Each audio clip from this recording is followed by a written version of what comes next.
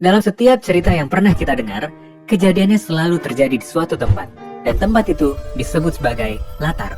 Dan karena kita sudah belajar bagaimana membaca kisah Alkitab, mari kita bicara tentang peran latar di dalam Alkitab. Nah, latar merupakan alat yang sangat penting bagi para penulis Alkitab. Sungguh? Ya, coba pikirkan. Ketika kita memulai sebuah cerita, semuanya dimulai dari awal. Alur cerita dan para tokohnya masih berupa misteri, hingga nanti saat semuanya diungkapkan. Ya, kita tidak tahu apa yang akan terjadi. Kecuali kalau para penulisnya menggunakan latar dari sebuah cerita untuk mempersiapkan kita menghadapi apa yang akan terjadi. Bagaimana caranya? Misalnya ceritanya dimulai di ruang pengadilan. Menurutmu, apa yang akan terjadi? Aku rasa ceritanya pasti tentang kejahatan dan keadilan. Ya, bagaimana kalau latarnya berupa sebuah rumah yang gelap, tua, dan reot? Oh, sesuatu yang mengerikan pasti akan terjadi. Betul sekali. Jadi latar dapat membangkitkan memori dan emosi dari cerita lain yang kita tahu pernah terjadi di tempat yang sama. Nah, para penulis tahu akan hal ini. Jadi mereka menggunakan latar agar kita bisa menduga apa yang akan terjadi dalam cerita ini. Dan penulis yang baik dapat berkreasi dengan latar. Ia bisa membelokkan dugaan kita guna menyampaikan maksudnya. Ini terjadi dalam Alkitab? Di mana-mana. Misalnya, coba pikirkan tentang Mesir sebagai latar dalam Alkitab.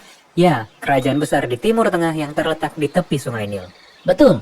Sekarang, coba kita ingat tentang kisah Alkitab pertama di mana seseorang berakhir di Mesir, yaitu kisah tentang Abraham. Allah memanggil dia untuk melakukan perjalanan iman ke negeri yang baru, dan Allah berjanji akan memberi dia keturunan yang sangat banyak.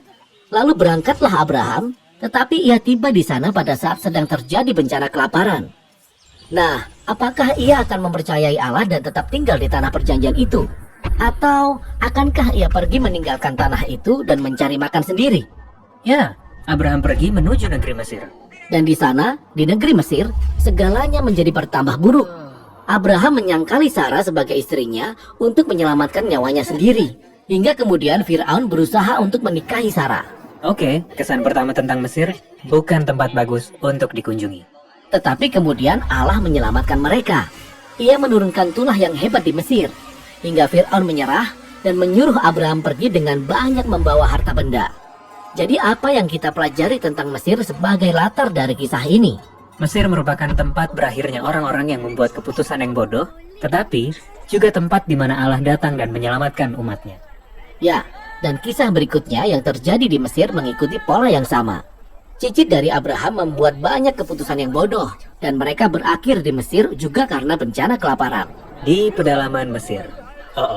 Generasi demi generasi berlalu dan keturunan ini berakhir sebagai budak di Mesir. Dan menurutmu, apa yang akan terjadi? Allah akan mengirimkan sejumlah tulah dan menyelamatkan umatnya. Seperti yang sudah kita duga. Setelah bangsa Israel kembali ke tanah perjanjian, Allah memerintahkan mereka untuk jangan kembali lagi ke Mesir dengan alasan apapun. Karena tempat itu penuh dengan masalah dan penindasan. Jadi ketika para tokoh Alkitab di zaman berikutnya masih kembali ke Mesir, kita perlu merasa khawatir. Benar. Misalnya seperti Salomo. Di puncak kekayaan dan kekuasaannya, ia malah menikahi putri Raja Mesir. Lalu ia juga mengutus orang-orang Israel ke sana untuk mendatangkan kuda-kuda Mesir. Dan satu angkatan kemudian, kerjasama itu menjadi buruk dan Mesir kembali menindas bangsa Israel. Jadi, latar dalam kisah Alkitab itu memuat semua memori dari kisah sebelumnya yang membuat kita bisa menduga. Ya, latar merupakan alat penulisan yang luar biasa untuk menanamkan makna ke dalam sebuah cerita. Nah, para penulis Alkitab memang luar biasa. Mereka bisa membuat kita menduga, tetapi secara kreatif mereka juga bisa mengacaukan dugaan kita. Seperti apa contohnya? Mesir adalah contoh yang sempurna. Dalam Injil Matius, ketika Yesus lahir, keluarganya melarikan diri ke Mesir. Ini jadi masalah. Kita mungkin berpikir demikian, tetapi coba perhatikan. Mesir yang mestinya menjadi tempat yang buruk, malah menjadi tempat yang aman. Karena mereka melarikan diri dari siapa? Raja Herodes, yang perilakunya persis seperti Fir'aun, tetapi ia memerintah di Yerusalem, bukan di Mesir. Matius telah mengecoh kita dengan menunjukkan bagaimana Yerusalem bisa menjadi seperti Mesir. Benar sekali. Kita bisa menemukan pola-pola seperti ini dalam berbagai latar dari kisah Alkitab. Babel, Moab, Padang Gurun, Bethlehem, dan masih banyak lagi lainnya. Ya, daftarnya panjang. Dan semakin panjang. Karena terkadang latar bukan hanya berupa sebuah tempat di peta, tetapi juga suatu situasi. Namun situasi juga bekerja dengan cara yang sama seperti sebuah latar. Sebagai contoh, ketika orang-orang bergerak menuju timur, kita bisa menduga akan ada masalah. Adam dan Hawa dibuang ke arah timur. Kemudian Kain juga mengembara ke arah timur. Orang-orang bergerak ke timur untuk membangun Babel. Dan semua kisah ini dirancang untuk membawa kita kepada suatu kisah di mana orang-orang Israel sebagai suatu bangsa akan dibuang ke arah timur, ke Babel.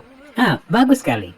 Masih ada satu lagi jenis latar dalam kisah Alkitab, yaitu waktu atau seberapa lama suatu peristiwa berlangsung. Misalnya seperti periode waktu 40, yang sering dikaitkan dengan kisah di mana kesetiaan umat Allah sedang diuji. Nuh berada di dalam bahtera selama 40 hari, 40 malam. Tetapi ketika sudah keluar, ia malah bermabuk-mabukan. Orang Israel kehilangan kesabaran mereka ketika menantikan Musa selama 40 hari di Gunung Sinai, hingga mereka membuat patung lembu emas. Atau setelah mata-mata Israel menyelidiki negeri itu selama 40 hari, orang-orang Israel memberontak hingga mereka harus mengembara di padang gurun selama 40 tahun. Namun kemudian, ada kisah tentang Yesus yang dicobai di padang gurun selama 40 hari. Tetapi ia membalikan apa yang kita duga. Ia berhasil mengatasi ujian. Benar sekali. Di seluruh bagian Alkitab, tempat, situasi, dan periode waktu menjadi penuh dengan makna, dengan cara membangkitkan memori dan menetapkan pengharapan. Dan penulis Perjanjian Baru kembali menggunakan semua latar ini untuk menunjukkan bahwa Yesuslah yang akan menuntun hidup kita dari Taman Eden, keluar dari Mesir dan padang gurun, menuju ciptaan yang baru.